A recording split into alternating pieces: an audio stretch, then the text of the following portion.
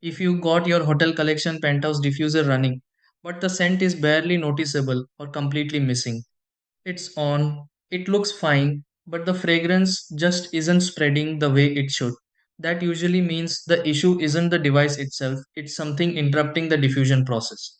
These units depend on airflow, pressure, and proper oil flow all working together. If even one of those is slightly off, the output drops instantly. The mistake most people make is turning the intensity up and expecting results, but the real fix is checking the system step by step. Let's break it down and get that scent flowing again. Try these. 1. Confirm the diffuser is powered on and running without interruption. 2. Remove the oil bottle and reinstall it tightly to ensure proper connection.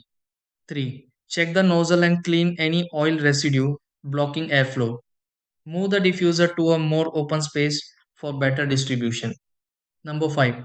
Increase the output setting to test stronger diffusion.